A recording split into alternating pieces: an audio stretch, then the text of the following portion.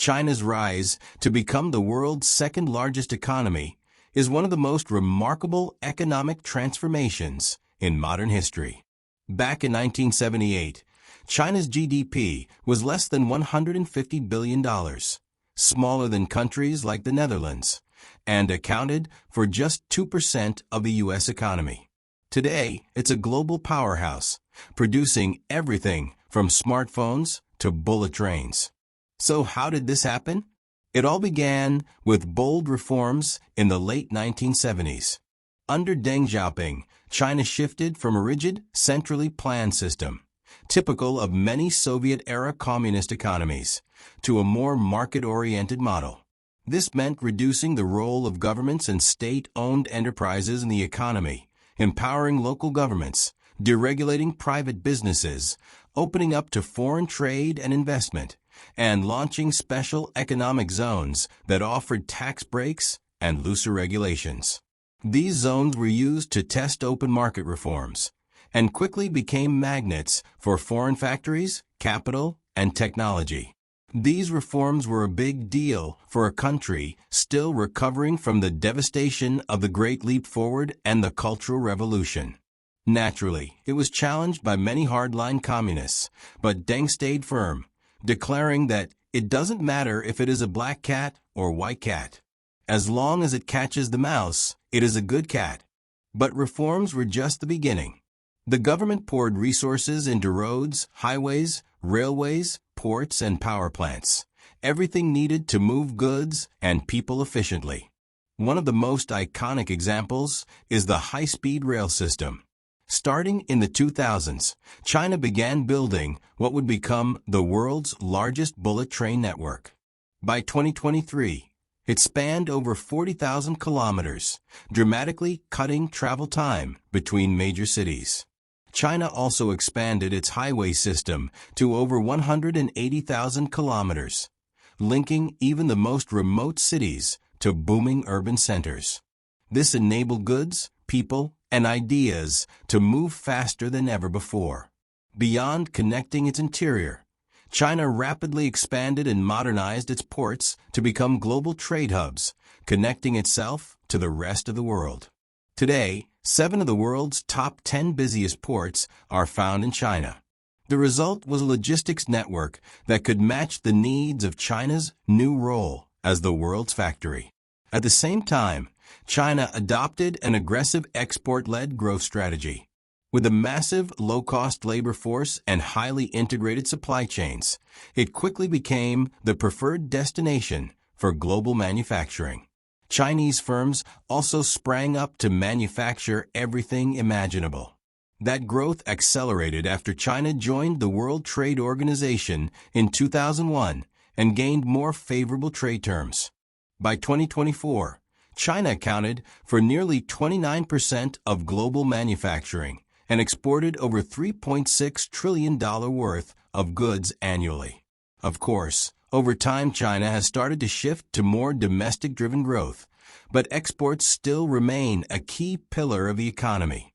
China also understood that growth based on cheap labor and resources wouldn't last. The government realized early on that it needed to move up the value chain, and thus invested heavily in education, research, and innovation. Literacy rates soared, university enrollment expanded, and technical training centers were built across the country. In 2024 alone, more than 10 million students graduated from Chinese universities, many with degrees in science, technology, and engineering.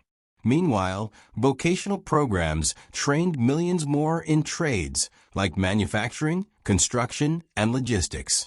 This dual-track approach produces both highly educated engineers and skilled technical workers, giving China the talent base needed to support not just mass production, but also advanced manufacturing and innovation. Crucially, this transformation was driven not just by government policy, but also by the people themselves. China's deeply rooted culture of hard work and perseverance played a powerful role. Across generations, people have been willing to endure long hours, tough conditions, and personal sacrifice in pursuit of a better future. Whether it's rural migrants moving to cities for factory jobs or students preparing for years to pass university entrance exams, there's a widespread belief that effort leads to opportunity. This mindset has fueled China's economic engine at every level, from family-run shops to massive tech giants.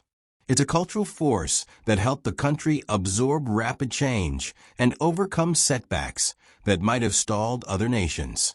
Another key driver was China's centralized system of governance. Unlike many countries where political cycles can derail long-term plans, China's one-party system allows it to make large-scale decisions quickly, execute them decisively, and stay the course for decades. This meant massive infrastructure projects, like high-speed rail and port expansion, could be planned and completed without political gridlock. And when the government decides to prioritize industries like electric vehicles or solar panels, it can direct huge sums in subsidies, funding, and industrial support toward them. It's like venture capital at a national scale. The state invests in various companies, lets the market eliminate the weak, and helps winners grow fast. These decisions are guided by China's 5-year plans, strategic roadmaps that set national goals in areas like industrial development, technology, and poverty reduction. Crafted by the central government and revised annually, these plans align local and provincial governments with national priorities, keeping the country focused on long-term objectives. The results were staggering. In the early 1980s, most Chinese citizens lived on just a few dollars a day. By 2020, extreme poverty had largely been eliminated. Entire cities rose from scratch. Urbanization surged, with over 2/3 of the population living in cities by 2024. In just one generation, China went from bicycles and ration coupons to cars, smartphones, and bullet trains. What's striking is how China managed to bring all these factors together.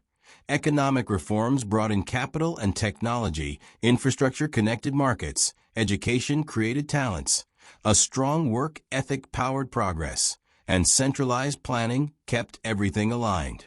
Of course, this rapid growth hasn't come without costs. The country now faces major internal and external challenges, such as environmental degradation, rising inequality, mounting debt, human rights concerns, and an aging population. If you are interested in learning more about these challenges and how China plans to solve them, leave me a note in the comments.